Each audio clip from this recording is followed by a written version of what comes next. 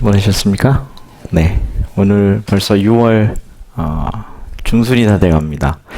날씨가 아직도 아침에 서늘한 게 조금 너무 캘리포니아답지 않은 이 날씨 얘기를 매주 한다는 건 정말 이상하긴 이상한 겁니다. 우리 제니 집사님 오래간만에 오셨는데 캘리포니아 어떠세요? 좋습니까? 네. 자, 오늘 출애굽기 벌써 14번째 시간입니다. 14번째 시간이고요. 내가 너를 넘어가리니, 지난주에 이어서 패스오버, 내가 너를 넘어가리니 하는 이야기 두 번째 시간 이야기를 좀 갖도록 하겠습니다. 출애굽기 19장 5절로 6절, 너희가 내 말을 잘 듣고 내 언약을 잘 지키면 너희는 모든 민족 중에서 내 소유가 되겠고 너희가 내게 대하여 제사장 나라가 되며 거룩한 백성이 되리라. 너는 이 말을 전해라. 이것이 출애굽기에 아주 중요한, 모세가 이 글을 기록한 아주 중요한 이유라고 말씀드렸고, 이 말씀을 잘 반복해서 좀 보시면 좋겠다 하는 생각이 듭니다. 출애굽기에 두 개의 핵심 단어가 있다고 그랬습니다. 이제는 자다가도 벌떡 일어나서 알 수 있을 만큼 기억을 할 수 있게 됩니다. 첫 번째, 구속. 두 번째, 언약. 오늘 우리는 이 핵심장인 12장을 이제 공부하고 있다. 이렇게 생각하시면 됩니다. 자, 대변동, 위기와 선택과 변화의 시대. 우리는 무엇을 선택하고 어떻게 변화할 것인가? 요즘 이런 생각이 참 많이 듭니다. 왜냐하면 우리가 미국에 살지만 한국의 분들을 보면 특별히 기업하시는 분들이 정신이 다 없습니다. 왜 그런지 아세요? 왜 그런지 몇 분은 아마 관심이 있을 텐데 대부분의 분들은 뭐 별로 관심 없을 수도 있습니다. 지금 미국하고 중국하고 무역전쟁을 하고 있는데요. 무역전쟁을 하고 있는데 이 무역전쟁에 가장 크게 영향을 받는 10개의 나라 중에 한국이 몇 위에 올라가 있느냐? 6위에 올라 있습니다. 실제로 여기 보면 이렇게 데미지는 6이라고 돼 있지만 제가 느끼는 데미지는 1위일 수도 있습니다. 이유는 다른 나라에 비해서 한국이라는 나라는 큰 대기업 몇 개에 의존하는 나라입니다. 사실 수출 주도형 나라고, 그래서 이 굉장히 그 영향을 쉽게 받을 수 있습니다. 다른 나라들에 비해서. 그래서 여기 지금 뭐 규모로 보면 6이라고 돼 있지만 가장 지금 어느 편에 서야 될지, 이 큰 대변동의 시기에 무엇을 선택하고 어떤 변화를 가져야 될지에 관하여 고민하고 있는, 아주 심각한 고민하고 아마 밤잠을 못 자고 있고요. 제가 얘기를 들어보니까 큰 대기업들은 주말마다 모여서 이 이사장 회의를 하고 있는 기업들도 많이 있습니다. 뭐 너무너무 이게 복잡한 거죠, 상황이. 왜 이렇게 됐냐면 미국이라는 나라하고 중국이라는 나라가 무역전쟁을 하고 있다. 이렇게 여러분들이 생각을 하고 계세요. 그렇게 보이십니까? 근데 그거는 겉으로 보이는 것만 그런 것입니다. 여기 뭐 디펜스 뉴스라는 거 하는데도 이렇게 나왔는데, 트럼프가 지금 이 무역전쟁을 중국하고 하고 있는 것보다 그의 생각은 조금 더 큰 거를 생각하고 있다는 거죠. 뭔가 좀 더 큰 걸 갖고 있다는 거예요. 실제로 뭐 요즘 아주 뭐 유명한 경제학자들이 유튜브에 이 미국하고 중국하고 전쟁에 관하여 굉장히 많은 걸 쏟아내고 있습니다. 굉장히 영어 쪽도 그렇고 한국 분들 중에 경제학자들도 아주 많이 쏟아내고 있고, 뭐 너나 할 것 없이 여기 편성해갖고 이걸 매일매일 업데이트하느라고 사람들이 정신없습니다. 그런데 처음에는 이게 무역전쟁인 줄 알았던 분들이 많아요. 그러나 여러분, 이걸 제가 무역전쟁 얘기를 교회에서 왜 할까요? 우리가 미국에 사니까? 아닙니다. 그게 아니라 이 예언적인 관점에서 보는 미국이라고 하는 나라의 역할이 있기 때문에 그렇습니다. 지금 미국이라는 나라가 중국하고 전쟁하려고 그러는 것 같아요? 무역전쟁 해가지고 좀 돈 좀 많이 벌려고 그러는 것 같아요? 아니요. 하나님 안 믿는 사람들도 그렇게 이해하지 않습니다. 이걸 어떻게 이해하느냐? 미국이 중국의 H라고 하는 하나 기업, 큰 기업이죠. 뭐 중국의 삼성이라고 하는 아주 큰 기업 하나를 쳐가지고 그 기업 하나 망하게 하고 중국의 경제를 흔들어서 패권을 주려고 한다? 아닙니다. 미국이 지금 하고 있는 걸 보면 그건 아주 빙산의 일각의 문제고요. 미국은 오래전부터 중국을 옥죄하려고 정치적으로, 군사적으로, 지리학적으로 굉장히 많은 것들을 준비하고 있었습니다. 그리고 많은 이 미래를 예측한 학자들이 벌써 10여 년 전부터 빨리 중국 잡아라, 이거를 계속 미국의 이 수뇌부들한테 얘기했습니다. 대부분의 학자들의 제언은 뭐냐면 2030년까지 중국을 잡지 못하면 미국이 매우 큰 위기에 봉착할 것이다, 이런 얘기들을 계속해서 조언했기 때문에 본격적인 이 일의 시동이 무역전쟁처럼 보이지만 사실은 미국이 전 세계의 경찰 국가로서 패권을 쥐기 위한, 뭐 좋게 말해서 경찰 국가지, 미국이 전 세계 무조건 이거 아닙니까?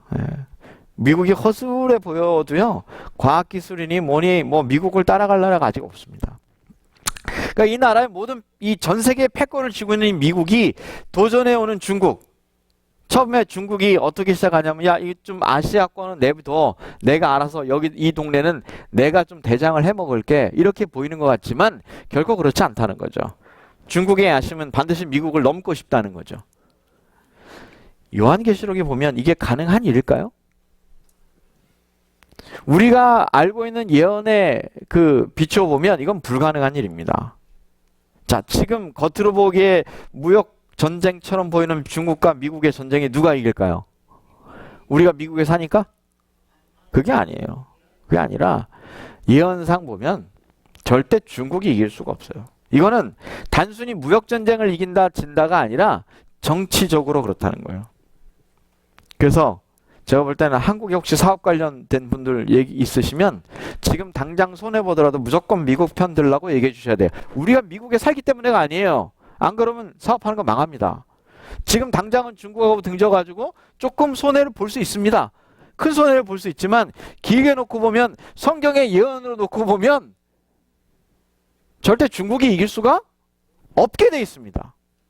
없게 돼 있습니다. 이 이야기를 좀 더 복잡하게 여러분들이 찾아보시면 대만의 전쟁이 난다부터 시작해가지고 시나리오가 무지무지 많습니다. 무지무지 많은데 결론적으로 제가 성경을 통해서 이 모든 문제를 볼 때의 해답은 뭐냐? 미국을 절대 이길 수가 없다는 것이 정답입니다. 많은 분들이 선택의 기로에 놓여 있어요. 정말 어려운 선택을 해야 되는 거죠. 특별히 한국에서 사업하는 분들, 중소기업조차도 굉장히 힘듭니다. 누구 편을 들어야 되지? 이거 당장 중국에 엄청난 물건이 수출되고 있고 우리가 좀 수입받고 있는데 이거 당장 끊으면 50% 60%가 다 없어져? 이렇게 생각을 하는 거죠. 그러다가 진짜 폭삭망하는 수가 생길 수 있습니다. 이 선택을 잘해야 되는 겁니다. 자, 우리가 지금 무슨 얘기를 보고 있느냐? 이스라엘 백성들이 아주 큰 격변, 자기들이 인생에 살아오면서 이거보다 큰 결단을 내려야 될 때가 없는 아주 중요한 순간이 왔습니다. 400여 년 동안 이스라엘 백성들이 애굽으로 들어온 다음에 400여 년 동안 이스라엘 백성들이 어떻게 살아왔냐면, 처음엔 잘 살다가 점점 시기하는 이 애굽의 왕들 때문에 강등돼서 노예에 가깝게, 어떤 사람들은 삭을 줬다라고 표현하지만 성경의 표현을 보면 노예에 가깝게 살고 있었기 때문에 이 사람들이 과연 그래도 여기서 좀 붙어서 삭제라도 좀 받으면서 힘들지만 사는 게 난지, 아니면 갑자기 짠 나타난 어리석 굴러먹다 온 사람인지 모르지만 옛날에 왕자였다고 말하는 저 모세를 따라가는 게 맞는지 잘 모르겠는 거죠. 그래서 제가 재앙이 꼭 필요했다고 말하는 겁니다. 그 10개의 재앙이 반드시 필요했는데 그들이 선택을 하기 위해서는 반드시 그 재앙이 필요했어요. 자, 그리고 이제 그 재앙의 마지막 정점에 다다라 있습니다.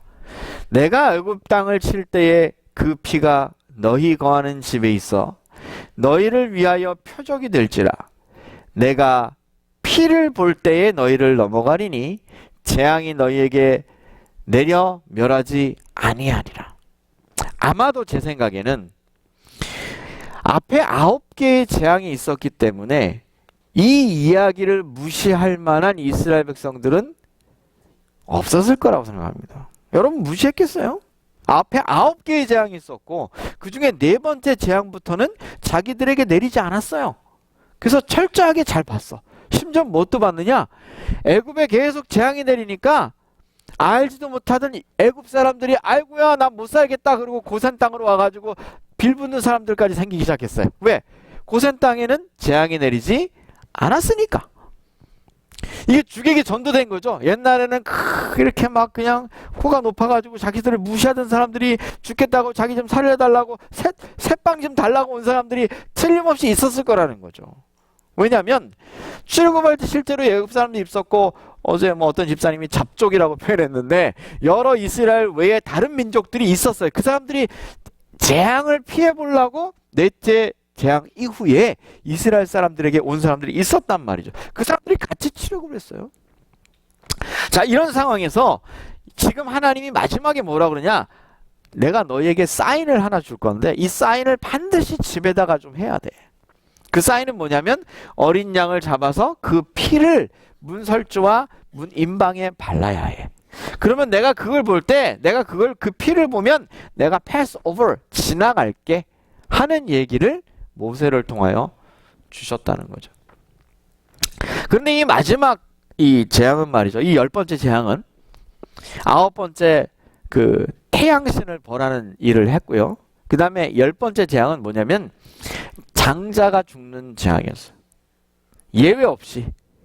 예외 없이 모든 장자가 죽는 재앙이었는데 이 재앙을 피할 유일한 길을 뭐라고 하나님이 말씀하셨냐면 이렇게 문설주와 문임방에 피를 바르는 의식으로 하나님께서 이 일을 대신해 줄게. 그러면 내가 넘어가 줄게 라고 말씀을 하셨다는 것입니다. 내가 그 밤에 애굽 땅에 두루다니며 사람과 짐승을 물어나고 애굽 나라 가운데서 처음 난 것을 다 치고 애굽의 모든 신에게 벌을 내리리라 이렇게 얘기했다는 거죠. 그러니까 지금까지도 첫 번째부터 9번째까지 많은 신에게 재앙을 내렸지만 이제 클라이맥스의 마지막 하나님의 이 재앙은 뭐냐면 첫 번째 애굽 사람들에게 혹은 바로에게 경고하는 것은 마지막으로 내가 장자를 취할 거야. 이렇게 하는 의미는 뭐냐? 더 이상 no mercy. 그래도 말을 안 들으면 더 이상은 초이스가 없을 거야 너네가. 그래서 여기 뭐라 그러냐? 애굽의 모든 신, 지금까지 벌을 내렸던 신부들보다 가장 뛰어난 생명을 주관하는 신, 그 신에게 벌을 내리는 거예요. 왜냐하면 애굽은 이 장자 사상, 한국 사람들도 이 남아선호 사상뿐 아니라 장자 사상이 생겼잖아요. 원래 이 남아선호 사상은 어디서 나온 건지 아십니까? 아마 배경이 남자들이 힘이 세기 때문에 나온 거예요. 뭐 제가 남자지만 여러 배경을 좀 살펴보면 그건 다 그럴듯한 이야기고요. 남아선호 사상은 단지 남자들이 힘이 세니까 생긴 거예요. 만약에 여자들이 힘이 셌다면 그런 건 생기지 않았을 거예요. 예? 근데 요즘에 말이죠. 한국 사회가, 미국도 그렇습니다. 저도 우리 뭐 애들 가봤지만 학교 졸업할 때 가보세요. 우등상 누가 봤나? 여자가 훨씬 더 많이 봤습니다. 특별히 한국은 이게 굉장히 두드러지고 있습니다. 굉장히 두드러지고 있어요. 그래서 요즘은 거꾸로 이 지적으로는 어떤 부분에 있어서는 공간 지각 능력은 어쩔 수 없이 하나님이 남자들에게 더 잘 주셨어요. 그래서 파킹런서 가면 차 어디다 뒀지? 이거 남자들이 더 잘합니다. 디렉션 이거 있잖아요. 맨날 다녀도 어디로 가야 되지? 그런 분들 많아. 근데 수학 이런 건 또 기가 막히게 잘 하시거든. 그래서 학교에서 공부를 하면 잘하는데 사업을 하면 왜 남자들이 더 잘하는 줄 아세요? 판단력과 공간 지각 능력이 남자들이 더 뛰어나요. 대신 수리력이라든지 이런 좀 섬세한 능력은 여자들이 훨씬 뛰어납니다. 그러니까 공부는 어느 쪽이냐면 그쪽이거든요. 그래서 점점 여자분들이 득학을 더 나타내고 있어요. 뭐 어쨌든 남아선호 사상이 애굽에도 있었어요. 왜? 자기 왕이 뭐예요? 남자잖아. 왕이 남자잖아. 그래서 옛날부터 남아선호 사상이 이런 것 때문에 생겼다는 설이 많습니다. 요즘 이게 많이 바뀌고 있다고 보시면 돼요. 예? 많이 바뀌고 있다고 보시면 됩니다. 자, 그래서 애굽의 모든 신에게 벌을 내리는데 그 중에 생명을 시한 그 신을 벌하는 거예요. 장자를 잡는 거죠. 사실 이 생명을 친다고 하는 것은 굉장히 중요한 의미가 담겨져 있습니다. 오늘도 아침 오면서 유신 집사님 타시면 얘기를 여러 얘기 하시는데 어떤 분이 막 전도를 하는데 아유 집사님은 어떤 게 제일 신앙에서 중요한 거 같냐 그래서 집사님 주저없이 자기는 창세기 1장 1절이라고 얘기했대. 태초에 하나님이 천지를 창조하시는. 사실 그렇죠. 왜 하나님이 그거 제일 앞에 놔뒀겠어요? 태초에 하나님이 천지를 창조하시니라를 스킵하고 나면 모든 것이 퀘스천이에요. 아세요? 그 굉장히 중요한 말입니다. 왜냐? 하나님이 이 땅을 창조하셨기 때문에 일어나는 일들이에요. 다 지금. 인간과 인간 사이의 문제, 하나님과의 문제, 윤리적인 문제, 도덕적인 문제, 인간이 구원받아야 하는 문제, 이 모든 문제는 하나님이 천지를 창조하셨기 때문에 일어난 문제지 그 일이 없었으면 애초부터 그런 문제가 없어요.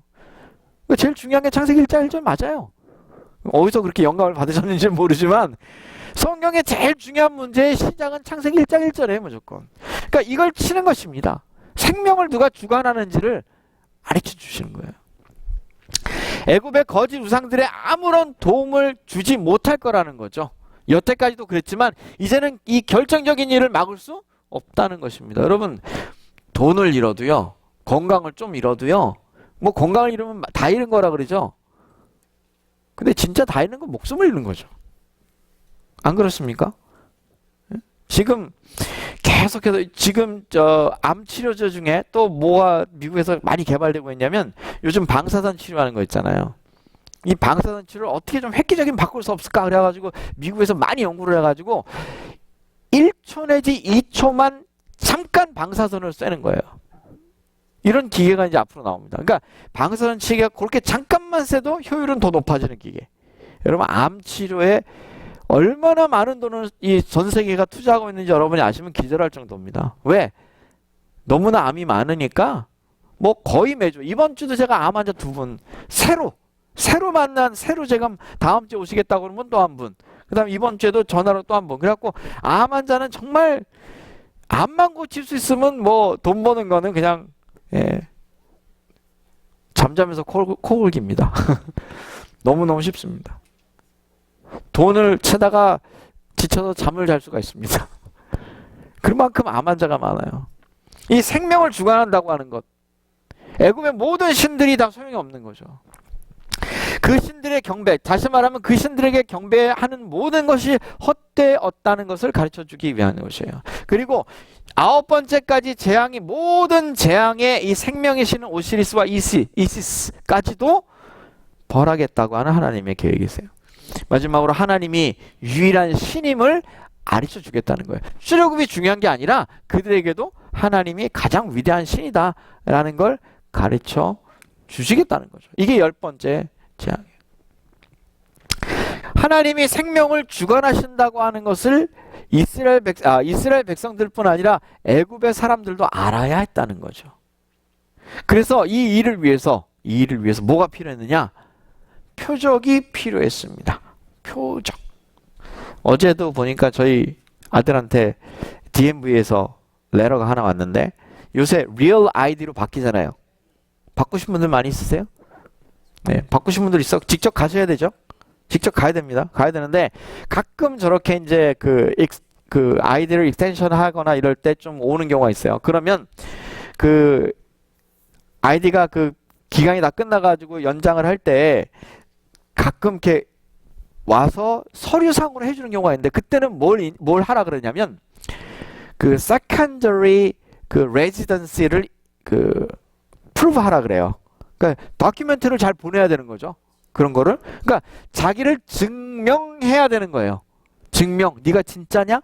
너가 진짜 아무개냐? 내가 그걸로 진짜 리얼 아이디 보낼 건데 정말이냐? 이렇게 하는 거죠. 정말인지 아닌지를 이 표적을 보고 알겠다는 거예요. 하나님이 지금. 그러니까 여러분 많은 분들이 이 표적 얘기가 왜 무서운 거냐면 성경의 이 표적 세메이온이라고 그래요. 여기서 나온 말이 사인입니다. signature.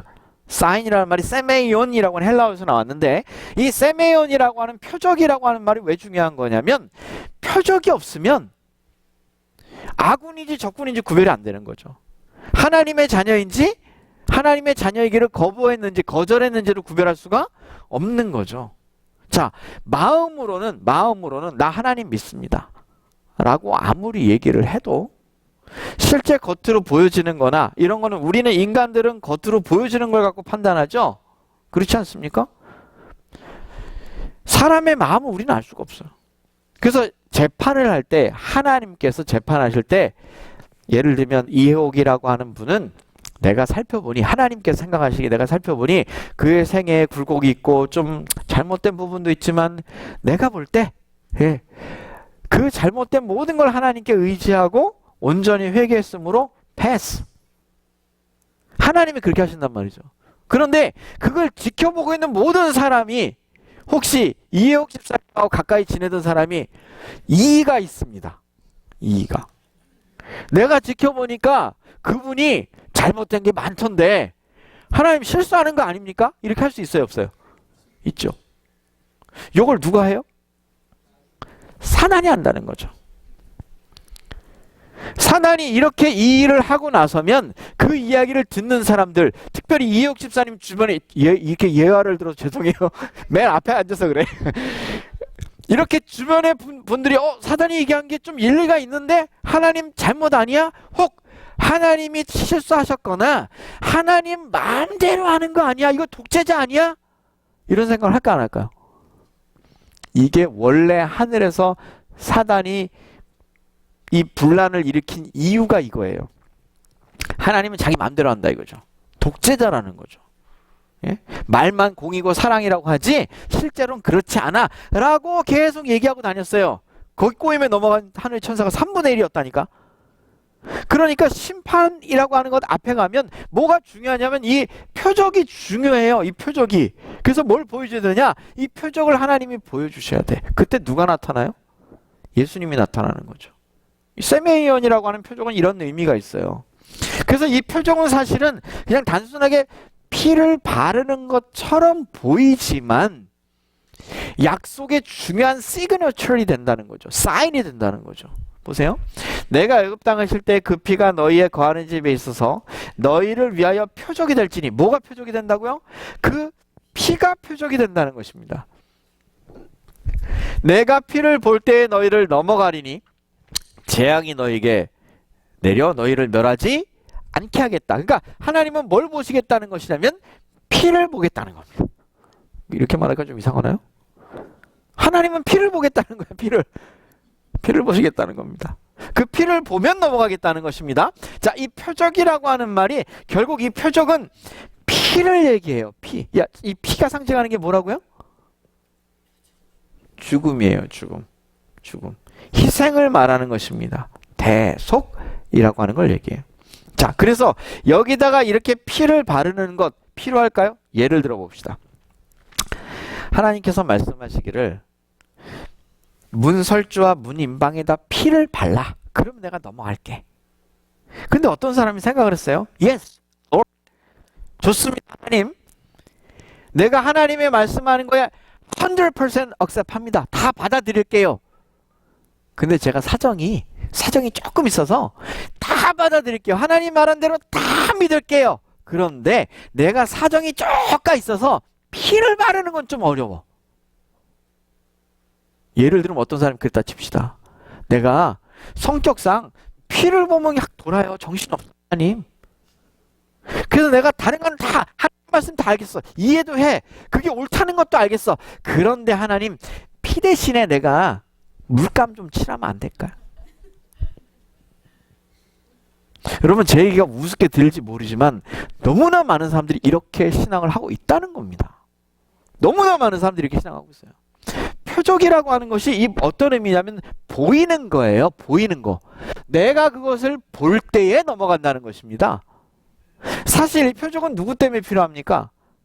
하나님 때문에 필요한 게 아니에요. 나중에 이 심판 때문에 필요한 겁니다. 증거거든요. 증거. 하나님은 증거가 필요하시잖아요. 증거.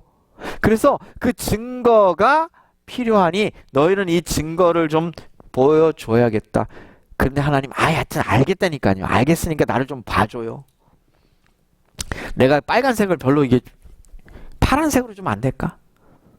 안 될까요? 안 되죠. 하나님, 내가 이 희생의 의미를 다 알겠다니까요. 하나님이 나를 대신해서 돌아가셨다는 사실도 알겠다니까. 내가 그것도 믿는다니까. 그런데 파란 물감으로 좀 대신합시다. 안 될까요? 그렇게 신앙하는 사람들이 너무 많다고요. 이걸 아무렇지도 않게 생각하면서 이렇게 생각한다는 거죠. 내가 하나님 믿는데 뭐? 내가 하나님께 예배 안 해? 다 한다니까? 하나님이 요구하시는 건 이 표적에 분명히 빨간색 피를 바르라는 것인데 너무나 많은 사람들이 다 억셉하면서 그 행동만은 자기 합리화를 하고 있다는 거죠. 그게 예를 들면 건강 쪽으로 가도 그래요. 지난주도 한 분이 와서 이제 본인이 몸이 안 좋아서 건강 상담을 하시면서 한 분이 뭐라냐면 우리 남편이 너무 말을 안 듣는다는 거야. 그래서 제가 그분이 집사님이란 걸 알아요. 이렇게 열심히 다니시는 집사님, 아니 그 남편이 교회 안 다니세요? 그러니까 교회는 잘 간대. 교회는 잘 가는데 너무 술을 많이 먹고 너무 고기를 많이 먹고 근데 뭐 고혈압에 당뇨 다 있는데 너무 말을 안 듣는데 저러다가 갈 것 같아서 걱정되는데 그래서 잔소리하면 잔소리 한다고 계속 자기한테 잔소리 한다고 뭐라는데 내 몸은 내가 제일 잘한다고 그러는데 제가 이 일을 많이 하면서 느낀 건데요. 사람 잘 안 바뀝니다. 특히 이 남자분들의 장점이다 단점이 그겁니다. 남자들은 쉽게 못 바꿉니다. 그러니까 여자분들이죠. 남자분들을 바꾸려고 하지 마십시오. 바꾸려고 하면 평생 속 끓다가 가실 겁니다. 아시겠어요? 제 말 명심하세요. 바꾸려고 하지 마십시오. 그분들은 남자들은요. 이 속성 자체가 본인 스스로 깨닫지 않으면 안 바뀝니다. 그러니까 말해가지고는 안 바뀌어요. 그래서 제가 그분한테 뭐라 그러냐면 나중에 아프시면 올 거예요. 그랬더니 아프기 전에 와야죠. 아프기 전에. That's what I'm saying. 내가 말하는 게 그건데 내가 말하는 게 그거지만 여태까지 건강관계 맨날 하는 게 그거지만 결국은 많은 사람들이 그렇게 온다고 안 한다고. 주변에 가서 얘기해 보세요. 오나 안 오나? 안 와요. 결국 아파가지고 오게 되면 늦었어요? 안 늦었어요? 그런 경우가 많단 말이죠. 너무나 많아요. 뭐 그냥 한두 번이 아니라 제가 너무 많이 봤어요. 여기서. 지난주도 또 본 거고. 그거 어떻게 했으면 좋겠니? 그래서 제가 뭐라 하는지 아세요? 집사님 기도하세요. 안 되는 건 안 돼요. 그래 기도하시고 열심히 트라이를 해보긴 해보세요. 그런데 너무 이렇게 강제로 하지 마세요. 더 이게 어긋장을 놓는다 그러죠. 예. 그렇게 되니까 예. 조금 아파가지고 근데 또 겁은 많아갖고 나이가 들면 겁이 많으죠 사람들이. 그래가지고 또 저희 후배 하나가 연락이 왔는데 저희 후배가 저기 오렌지 카운티에 사는 집사예요. 다른 안식일교회 다니는 집사인데 아들이 많이 아파 아들이. 근데 다 제가 전화로 한 30분 상담했는데 이 친구가 뭐냐면 이 이야기 끝에 그러더라고요. 형님 그런데 젊은 애들도 암이 있어요? 너무 겁이 덜컥 나는 거야 이 친구가. 젊은 애들도 암이 있니?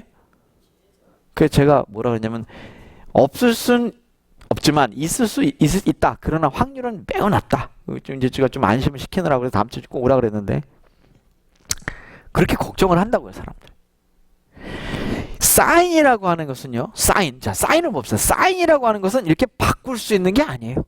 쉽게 바꿀 수 있는 게 아니라 이것은 하나님이 정해준 거라는 거죠. 하나님이 정해준 것을 바꿀 수 없어요.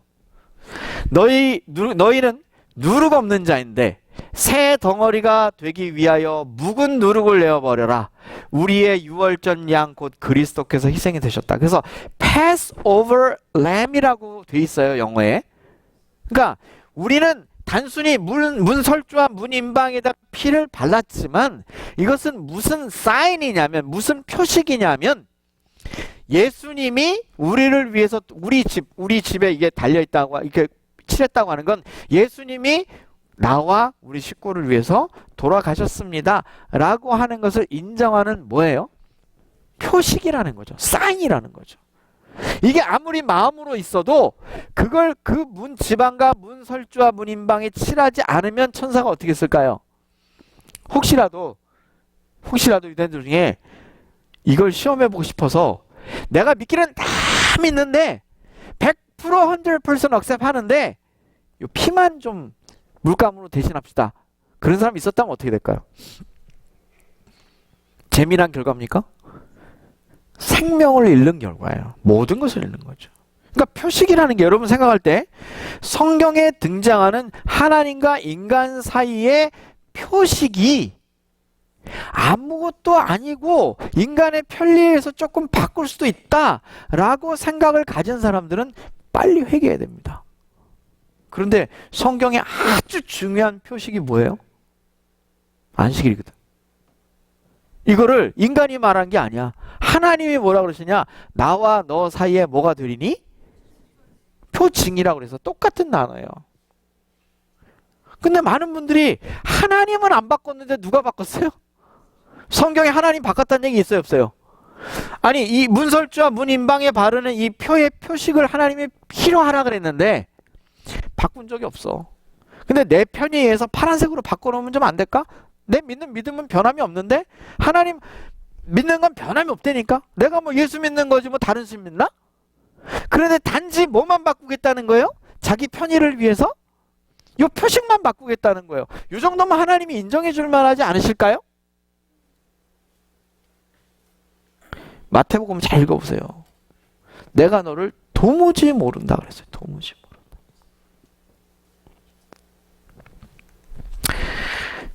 여호수아에도 이런 말이 있습니다. 우리가 이 땅에 들어올 때에 우리를 달아내리는 창에 이 붉은 줄을 내고 내 부모와 형제와 내 아비의 가족을 다 집에 모아라.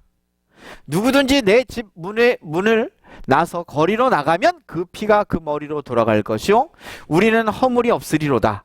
그러나 누구든지 너와 함께 집에 있는 자에게 누가 손을 대면 그 피는 우리의 머리로 돌아오려니와. 이게 무슨 얘기예요? 정탐꾼이 갔어. 모세가 정탐꾼을 보냈어요. 여리고를 갔죠. 갔더니 정탐꾼이 발각이 돼가지고 어디 숨었어요? 한 여인의 집에 숨었어. 잘 숨겨줘서 고맙습니다. 나오면서 이 사람들이 뭐라고 약속했냐? 우리가 여리고성에 이제 쳐들어올 건데 이게 다 함락될 거예요. 함락될 거야. 왜? 이 사람들이 여리고성이 왜 두려워했냐면요.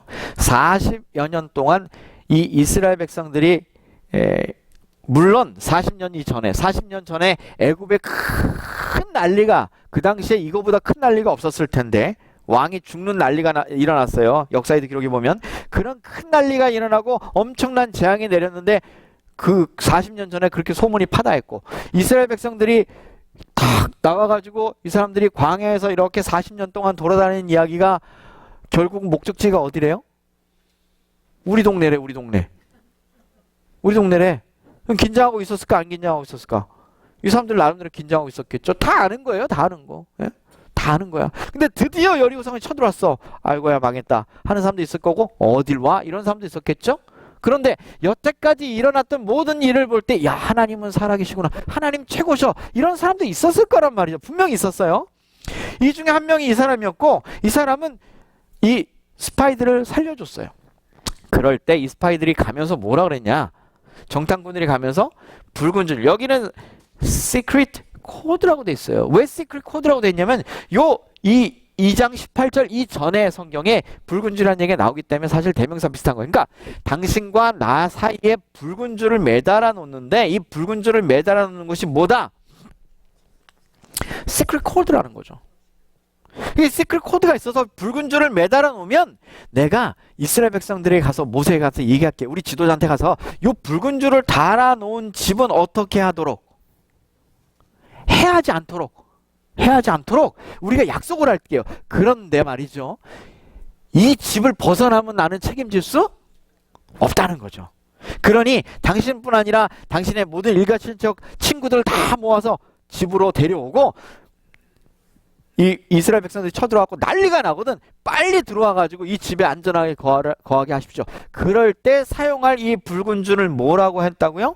Secret Code라고 해놨단 말이죠. 비밀이야 비밀. 이게 비밀이 아니었으면 많은 사람들이 다 안에다 걸었겠죠. 그러니까 아주 비밀리에 자기를 살려준 사람들에게만 베푸는. 그런데 이것은 예언적으로 무슨 얘기를 하냐면 무엇이냐면 방금 본 6월절 어린 양 대신 예수 그리스도의 희생을 상징하는 문설주와 문인방에 발랐던 피를 상징하는 얘기와 동일한 것으로 이해를 해요. 그래서 이들이 구원을 받을 수 있었던 이유는 뭐냐면 형태는 붉은 줄이었어. 하지만 의미는 무엇이었어요? 피였어요. 예수 그리스도의 피였어요. 이걸 상징하는 거였어요. 자, 이렇게 약속을 붉은 줄로 했으니까 붉은 줄이 되는 거예요. 약속을 피를 바르는 것이니까 피를 바르는 것이 되는 거예요. 하나님께서 너와 나 사이의 표징이 정확하게 하나님의 계명 가운데 넷째 계명이라고 말씀하셨고, 그걸 폐할 의도도 없으시고 폐한 적도 없고 바꾼 적도 없으세요. 그러니 집 밖으로 나가면 안 되고 분명히 시크릿 코드대로 우리는 할 수밖에 없는 거죠. 그게 하나님하고 우리 사이의 표징이니 같은 얘기라는 것입니다. 2월절 어린 양 되신 예수 그리스도를 상징하는 일이 이미 언제부터 이루어졌느냐? 출애굽 전 BC 1500년 전에 이미 이루어졌다는 거죠. 사실은 좀 더 정확하게 말하면 태초에 하나님께서 인간에게 죄가 들어올 때 창세기 3장에 가죽옷을 지어 입히니라 3장 25절 하신 거기에서부터 이미 예수 그리스도의 희생은 시작이 됩니다. 거기 시작이 됩니다. 그러나 그것들이 이어져 내려오다가 여기 이스라엘 백성들에게 이렇게 표징으로 보여진 것이죠. 결국은 이 표징의 의미는 뭐냐면 여러분, 페인트를 칠하느냐, 진짜 양의 피를 바르느냐, 빨간색 페인트를 받으면 인간이 눈에 보기에는 구별할 수 있어요, 없어요? 조금 어렵죠. 어렵겠죠. 그죠? 그런데 진짜 피를 바른 것과 빨간색 페인트를 바른 걸 아무리 정교하게 한다 그래도 누구는 알아요? 하나님은 아시죠. 그러니까 진짜 이 넘어감의 의미라고 하는 거는 아무리 똑같고 비슷해 보여도 하나님은 정확하게 구별하시고, 왜? 법을 집행하는 거거든요. 법을. 보세요. 여호와께서 애굽 사람을 치러 두루 다니실 때 문 임방과 좌우 설주의 피를 보면 그 문을 넘으시고 멸하는 자로 너희 집에 들어가서 너희를 치지 못하게 할 거다. 그러니까 정확하게 피를 발라야 했었다는 것입니다. 그래서 너희는 이르기를 이는 여호와의 유월절 제사라. 여호와께서 애굽 사람을 치실 때에 애굽에 있는 이스라엘 자손의 집을 넘으사 우리 집을 구원하셨다 하는 것을 너희와 너희의 모든 후손들이 다 알게 될 거야. 그러니까 그날 밤에 너는 말이야, 아버지가 얘기하겠죠. 자기도 장자였으면 자기도 죽을 뻔한 것이고, 또 장자인 아들에게 얘기할 거죠. 야, 너하고 내가 그날 밤에 죽을 뻔했어요. 다른 사람들 다 죽었거든. 근데 이렇게 해서 살았다 하는 거를 하나님이 이걸 통해서 보여주셨다는 것이죠. 이제 마지막으로 이스라엘 백성들이 출애굽하기 전에 그들에게 보여진 가장 큰 사인은 뭐냐면 누가 생명줄을 쥐고 있는지를 하나님은 보여주시는 거예요. 그들이 가진 것이 여러분 생명줄 앞에서는 다 소용없는 거거든요. 다 소용없잖아요. 그렇지 않습니까? 여기 보면 성만찬 예식이 등장해요. 우리가 이제 1년에 한 번쯤은 최소한 성만찬 예식을 하는데 이 성만찬 예식의 중요성은 그것입니다. 6월절을 상기하라는 것입니다. 상기. 기억하라는 것입니다. 여러분, 예배도 마찬가지고 이런 성만찬 예식도 마찬가지고 이것을 예식으로 드리고 예배를 이런 의식으로 드리는 이유가 뭐냐면 자꾸 리마인드 하라는 거예요. 하나님이 우리에게 주신 표를 잊지 말라는 것입니다. 어떻게 살아야 할지를 잊지 말라는 것이고 우리가 어떻게 여기까지 왔는지 잊지 말라는 것이고 우리가 어떤 존재인지를 잊지 말라는 것입니다. 그래서 성경에 다른 말은 기억하라는 말이 없습니다. 기억하라는 말 있어요? 별로 없어. 특별히 10계명 중에 기억하라는 말은 딱 한 계명에 밖에 없죠. 왜 기억해야 되죠? 다른 거는 까먹어도 그 계명은 기억해야 돼. 근데 왜 그런지 아세요? 그 계명 하나만 기억하면 나머지 9개를 다 기억하게 돼 있습니다. 왜냐? 기억하라라고 말한 계명이 몇째 계명이에요? 넷째 계명. 그 안식일을 기억하여 거룩히 지키라. 그럼 안식일을 기억하여 거룩히 지키면 어떻게 되나요? 교회에 왔더니 어떻게 하라고요? 하나님이 유일한 신이라고 그러고 우상 섬기지 말라 그러고 망령때 걷지 말라 그러고 부모 경 잘하라 그러고 도둑질하지 말라, 살인하지 말라, 간음하지 말라 다 어디서 얘기해요? 교회 오니까 얘기하더라 이거죠. 안식일을 거룩히 지키는 자의 특권이 뭐냐면 나머지 9개 계명을 계속해서 듣는 거예요. 근데 네 번째 계명을 기억을 하지 못하잖아요. 그럼 어떤 일이 벌어지냐면 그 나머지 계명 9개가 머리에서 잊어버려요. 여러분, 많은 교회들이 네 번째 계명을 바꿉니다. 근데 네 번째 계명을 바꾸거나 안 지킴으로 인해서 일어나는 자연스러운 현상이 뭐냐면 많은 성도들 가운데 이런 생각이 생기는 거죠. 네 번째 계명을 바꾸거나 네 번째 계명이 패했다면 나머지 계명은 이런 생각을 자연스럽게 하게 됩니다. 사단이 하는 게 요거예요. 그래서 그거 하나를 바꿨거나 그거 하나를 뭐 예를 들면 바꿨어. 예? 안식일 주일로 바뀌었어. 간음하지 말라. 아이, 그건 옛날 얘기지. 요즘에는 뭐 결혼하기 전에 뭐 애 낳는 거 그냥 혼수품 아니야? 그냥 아무렇지도 않게 생각하는 거죠. 아무렇지도 않게. 제 얘기의 뜻을 아시겠죠? 다른 계명도 쉽게 바꿔버린다는 말입니다. 아, 옛날이나 부모를 그런 식으로 공경했지 요즘엔 이렇게만 해도 충분히 공경하는 거야 라고 마음대로 바꾼다는 거죠. 여러분, 계명 하나를 바꾸는 것의 위험성은 이런 것입니다. 그래서 그 표징이 중요한 것이고요. 하나님이 그래서 예수 그리스도께서 인간을 위하여 희생했다는 사실을 절대 잊지 말도록 뭐는 계속해서 이어가라 그러냐면 예수님이 재림하실 때까지 이 성만찬예식은 좀 계속 해줘라 이렇게 얘기했어요. 그랬더니 또 어떤 사람들은 또 제가 얘기했죠. 지난번에 하나님이 교라고. 그 사람들은 또 유월절을 지킨대. 그 문제는 좀 다른 문제입니다. 마태복음 26장 무교절 첫날에 제자들이 예수께 나와 가로되 유월절 잡수실 것을 우리가 어디서 예비할까? To eat the Passover. To eat the Passover. 그러니까 지나가는 그 유월절을 패스오버라고 했거든요. 그러니까 패스오버에 먹을 것.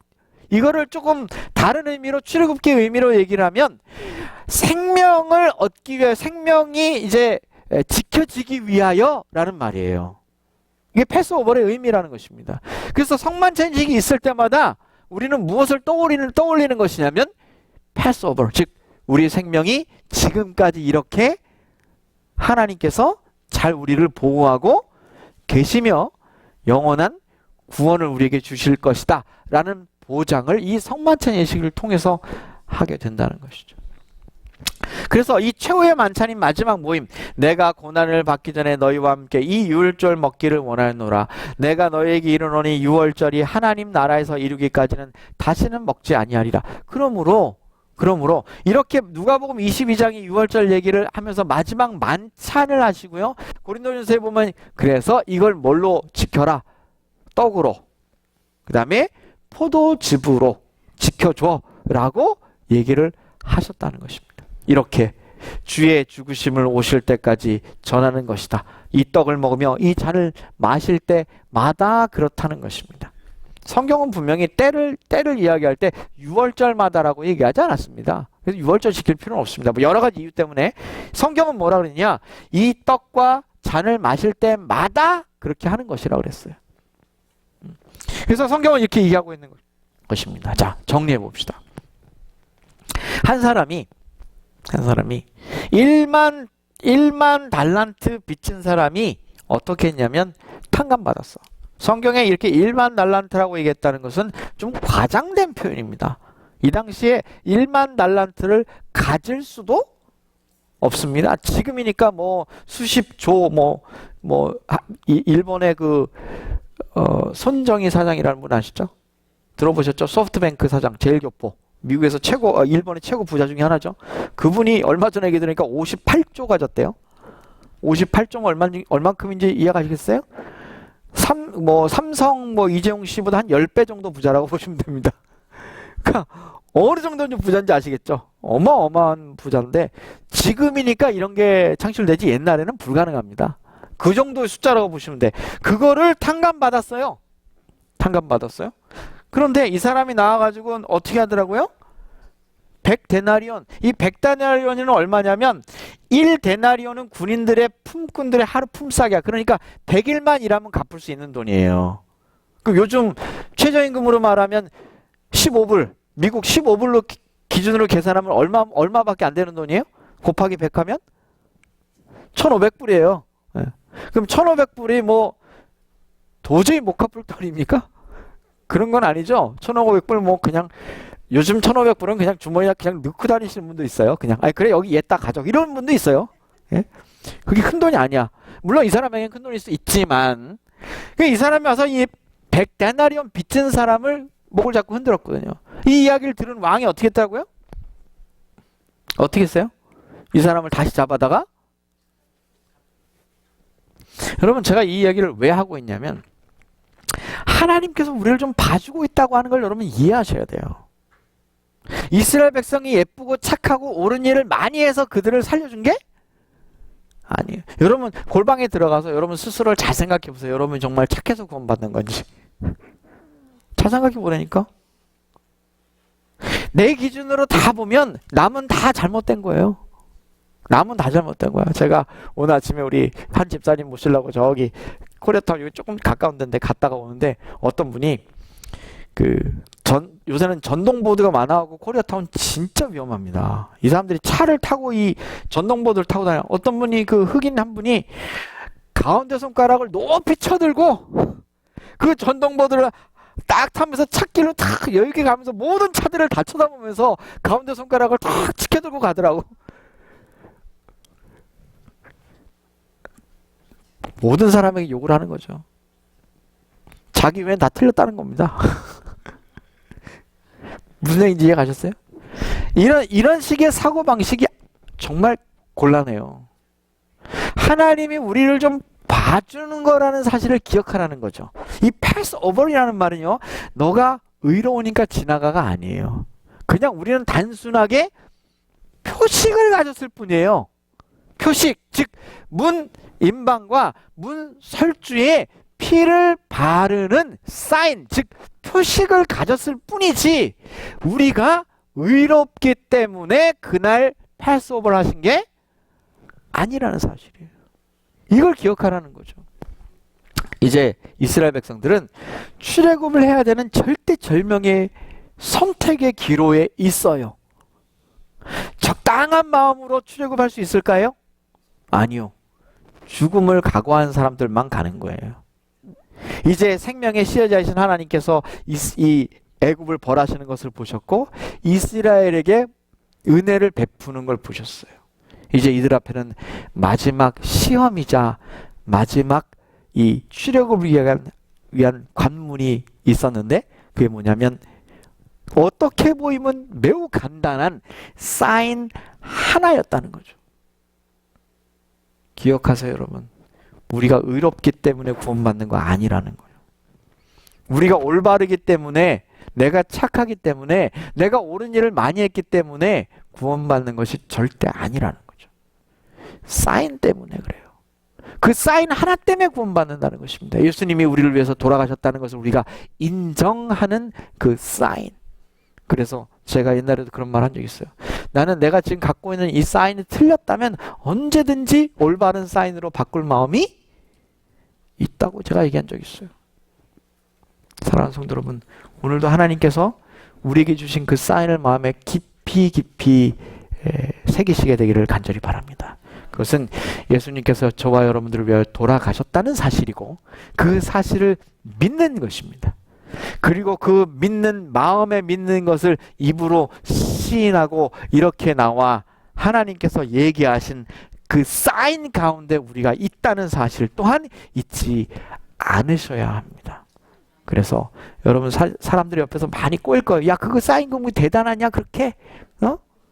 너 마음이면 다 아냐 마음이면 너가 하나님 믿는 거 뭐 그렇게 여러분 흔들리지 않게 되시길 바라고 하나님께서 주신 이 사인 때문에 우리를 넘어가셨다는 사실을 잊지 마시고 주님 만나실 그날까지도 이 사인을 놓지 않으시는 하나님의 거룩한 백성, 구원받은 하나님의 거룩한 백성이 되시기를 간절히 바라며 말씀을 마치겠습니다.